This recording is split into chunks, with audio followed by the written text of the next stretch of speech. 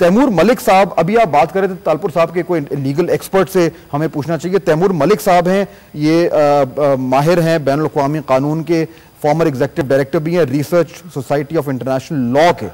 हमें ये ज्वाइन करें इस वक्त।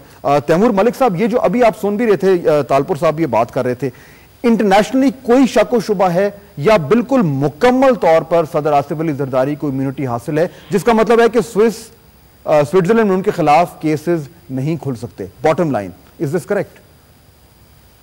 अस्सलाम वालेकुम फहद, थैंक यू।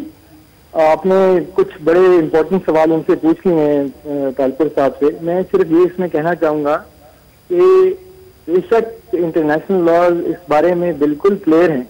एक हेड ऑफ स्टेट को इंटरनेशनली इम्यूनिटी यानी इस्तिस्ना हासिल है, लेकिन उसमें कुछ एक्सेप्शन मौजूद हैं और ये बड़ा पेचीदा मामला है। और पेचीदगी जो है वो सिर्फ पाकिस्तान स्पेसिफिक या प्रेसिडेंट जरदारी स्पेसिफिक नहीं है। पेचीदगी ये है कि क्या किसी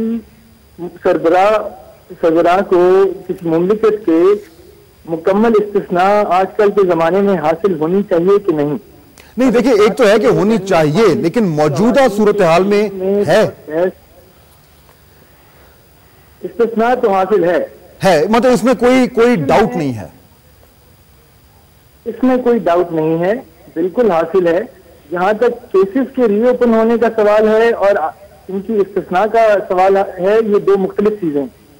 और केसेस जिस तरीके से बंद हुए उसके सिलसिले में सुप्रीम कोर्ट का ऑर्डर बिल्कुल दुरुस्त है और हुकूमत पाकिस्तान और नैब पे ये वाजिब था कि वो खत लिखें और वो प्रोसेस शुरू करें। और लेटर हो सकता है अभी तक उन्हें ना मिला हो तो इस हुकूमत को, बिकॉज वो वजारत खारजा और फिर पाकिस्तानी एम्बेसी इन स्विट्जरलैंड के थ्रू उनको भेजा जाएगा। ठीक है, इसमें टाइम लग सकता है। ठीक है। लेकिन जहां तक ये बात है कि क्या आया एज प्रेसिडेंट ऑफ पाकिस्तान एक आजाद मुमलिकत के सरबराह के तौर पे क्या प्रेसिडेंट जरदारी के खिलाफ वहां पे केस की शुरुआत की जा सकती है कि नहीं, उसमें तो उनको इम्यूनिटी हासिल है। और आपने यूएन एक रिसेंट कन्वेंशन का भी जिक्र किया। ठीक है। उसके अलावा भी दुनिया भर में बहुत सारे ऐसे वाकयात आए हैं जहाँ पे सरबराहाना मुमलिकत के खिलाफ केसेस इंस्टीट्यूट करने की कोशिश की गई है। ठीक है, और वो नहीं हो पाए, ये क्लियर है। अच्छा, ठीक है, हमारे साथ ही रहेगा जी, हमारे साथ रहेगा। मैं जरा जाना चाह रहा हूँ कैप्टन सफदर की तरफ। ये तो क्लियर हो गया ना, इंटरनेशनली आप सदर आसिफ अली जरदारी को टच नहीं कर सकते। लोकली 248 का इशू है जो इंटरप्रेट होना है। 248 की तशरीह पढ़ दूं। मुझे सिर्फ आप ये बताएं, आपके ख्याल में लोकली पाकिस्तान के अंदर 248 को चेंज होना चाहिए, इम्यूनिटी को खत्म करना चाहिए? नहीं, इसकी तशरीह तो पढ़े। इसमें लंबा, अगर आप इजाजत दें तो ये 5-7 लाइनें हैं, मैं उसको पढ़ दूं। जिसमें नहीं, मतलब देखें ना, वो तशरीह तो सुप्रीम कोर्ट करेगा ना। नहीं, ऑलरेडी हुई है, क्योंकि उस पर डिबेट है थोड़ी सी। जरा सा आप मुझे सिर्फ ये बताएं, इस दफा के तहत गवर्नर वज़रा वज़ारत मुमलिकत और वज़ीर आज़म के तहफ़्फ़ुज़ की वज़ाहत की गई है। इसकी रूह से सदर मुमलिकत, कोई गवर्नर, वज़ीर आज़म, वज़ीर आला और कोई वफाकी या सूबाई वज़ीर अपने ओहदे से मुतल्लिक़ इख्तियारात के इस्तेमाल के सिलसिले में अपने फ़राइज़ मनसबी अदा करने के सिलसिले में किसी अदालत के सामने जवाब देना होंगे। अच्छा, जहां तक क्लियर हो गया। नहीं, इसमें ये बहुत बड़ा इबाम खत्म हो रहा है। लेकिन गवर्नर के खिलाफ ओहदे की मियाद के दौरान में कोई फौजदारी या दीवानी मुकदमा दायर नहीं किया जा सकेगा। ठीक है, ये क्लियर है। ये उससे पहले हुआ है। अच्छा, मुझे सिर्फ ये बताएं, नहीं, मैं सिर्फ ये जानना चाह रहा हूं किया जा सके। लेकिन मेरी बात सुने, मैं सिर्फ ये कहना चाह रहा हूं कि इसमें ना दो हमारे पास अगर 2 लाइनें और पढ़ने दें, 2 लीगल ओपिनियन लाइन अच्छा और पढ़ दो। इसमें यूनिवर्सिटी का चांसलर भी है, PLD 64। ताम अगर इन अफराद में से किसी एक ने कोई ऐसा फेल किया जो बदनीति पर मबनी था सदर बनने से पहले, और जिससे मफाद आमा और हुकूमत को नुकसान पहुंचा, ठीक है, तो ये तो खिलाफ मुकदमा दायर हो सकता है। अच्छा, अब इस टाइम जो सूरत हाल है ना, वो ये है कि पाकिस्तान में खत्म हो गया। पाकिस्तान में इस टाइम लीगल ओपिनियन बटा हुआ है, दोनों तरफ लोग आर्ग्यू कर रहे हैं कि है नहीं है, और अल्टीमेटली वो सुप्रीम कोर्ट नहीं फैसला करना है। मैं ये जानना चाह रहा हूं, आपके ख्याल में ये जो इम्यूनिटी का सिलसिला है, ये मुकम्मल तौर पर, वाज़ेह तौर पर खत्म कर देना चाहिए या ठीक है हेड ऑफ स्टेट के लिए? जी, ये आइन आपका क्लियर कर रहा है कि नहीं, उनको बुलाया जा सकता है। बिल्कुल, और आप इसको सपोर्ट करते हैं? मैं कहता हूं इस स्टेट के साथ अगर किसी ने एक पैसे की भी बदयांती की है तो जब अली मुर्तजा रज़ी अल्लाह ताला अन्हु बैठे हैं और एक बंदा आके उनसे बात कर रहा है, वो बैतुल माल का दिया बुझा देते हैं कि नहीं, हमारा पर्सनल बात। यहाँ तो इस्लाम ने यह भी कहा है कि हेड ऑफ स्टेट दिए का तेल भी इस्तेमाल नहीं कर सकता।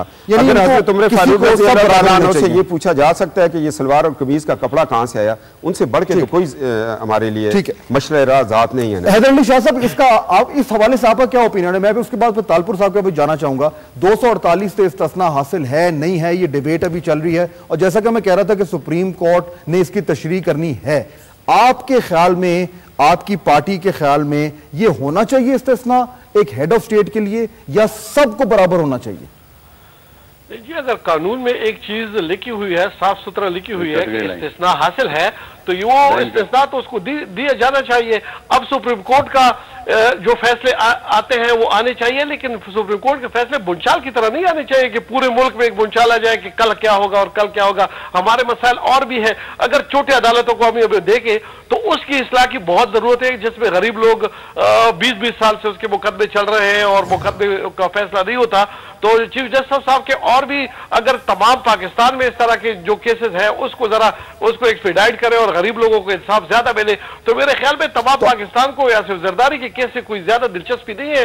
और अगर इंसाफ होता हुआ कैप्टन सफदर साहब मेरे साथ बैठे हैं, इनको बहुत दिलचस्पी है। हैदर शाह साहब, ये कैप्टन सफदर साहब मेरे साथ बैठे हुए, इनको बहुत दिलचस्पी है इनकी पार्टी को भी मियां साहब सदर जरदारी साहब के केसेस में। क्यों जी, मैं गलत कह रहा हूं? मैं तो आपको आइन पढ़ के बता रहा हूं। मैं इत्तेफाक करता हूं कि अगर कोई पैसा पाकिस्तान का किसी ने जाया किया है, कोई पैसा किसी ने चुराया, कोई बाहर ले गया, तो तमाम पैसा पाकिस्तान में आना चाहिए, वो सिर्फ जरदारी हो कोई भी हो। लेकिन ये नहीं होना चाहिए कि एक फैसले की वजह से पूरे मुल्क में हलचल मची हुई है, तो ये अच्छी बात नहीं है जी। तालपुर साहब, मसला ये है कि ये अब ये तशरीह होगी 248 की। इंटरनेशनली तो हमने एस्टैब्लिश कर लिया कि वो मुकम्मल तौर पर उनको इस्तिस्ना हासिल है, इम्यूनिटी हासिल है।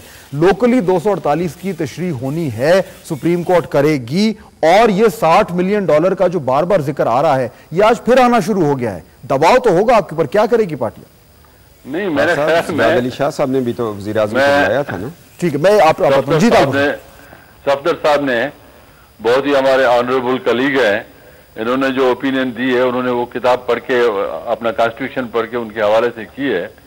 मैं ये कहता हूं कि ये केसेस तकरीबन 8 से 10 साल तक चल भी चुके हैं और ये वहां भी चल चुके हैं। बात ये नहीं है, उसके बाद एक नया अमल शुरू हुआ जिसकी बुनियाद पे एक COD के हवाले से मियां साहब और द ग्रेट लेडी मोहतरमा शहीद बेनजीर भुट्टो के दरमियान COD भी साइन हुआ। अब जब वो सारी चीजें हुई, उनके बेसिस पे सबकी वापसी भी यहाँ हो गई और एक इलेक्शन भी हो गई और एक डेमोक्रेटिक गवर्नमेंट भी आ गई है। और जब डेमोक्रेटिक गवर्नमेंट भी आ गई है और इलेक्शंस भी हो चुकी हैं, तो एक नया दौर शुरू करना चाहिए। और जहां तक इस तशरीह का ताल्लुक है, इस चीज को बजाय इसके कि हम आपस में बैठ के करें, ये सुप्रीम कोर्ट का फैसला है। सुप्रीम कोर्ट को जो चाहिए इसके बेसिस में वो अपनी तशरीह कर दें और अच्छा, सुप्रीम कोर्ट की तशरीह होगी उस पर अमल किया जाएगा। ठीक है, वो अमल भी होगा। लेकिन कल आपकी पार्टी की एक MNA यहाँ पे आई हुई थी, उन्होंने बिल्कुल डंके की चोट पर ये कहा, जब मैंने उनसे पूछा कि जी सुप्रीम कोर्ट का टिल्ट है और वाज़े टिल्ट है और नून लीग के साथ उनका कोई गठजोड़ भी है, बिल्कुल डंके, लाइव टीवी पर उन्होंने कहा। नहीं, उन्होंने अगर कहा तो ये उनकी राय होगी। मैं समझता हूं कि हमारी हायर कोर्ट्स इंडिपेंडेंट हैं और वो इंसाफ करना चाहती हैं और उनको इंसाफ करने देना चाहिए कि खामखा इस किस्म की बातें करके, मतलब एक किस्म की नई चीज वो न करनी चाहिए। क्योंकि ये मैं नहीं कर रहा हूं, ये प्राइम मिनिस्टर ऑफ पाकिस्तान ने भी कहा है, जो चीफ एग्जीक्यूटिव है, और प्रेसिडेंट ऑफ पाकिस्तान ने भी कहा है कि जो सुप्रीम कोर्ट फैसला करेगी हम उस पर अमल करेंगे। ठीक है, वक्त हमारा खत्म हो गया। मैं शुक्रिया अदा करना चाहूँगा अपने तमाम मेहमानों का, इस उम्मीद के साथ कि ये जो आईनी जो मसाइल हैं और तो इस अदालत में जो इशू चल रहा है, ये जल्द अज जल्द रिजॉल्व हो और स्विस केसेस का जो मामला है वो जो है हमारी अदालत में भी और बाहर की अदालत में भी सूरत हाल है वो कुछ ज़्यादा वाज़ेह तौर पर सामने आए, ताकि पाकिस्तान की सियासत के ऊपर जो इसके गहरे असरात हैं वो होपफुली कुछ कम हो। फादर हुसैन को इजाज़त दीजिए। अल्लाह।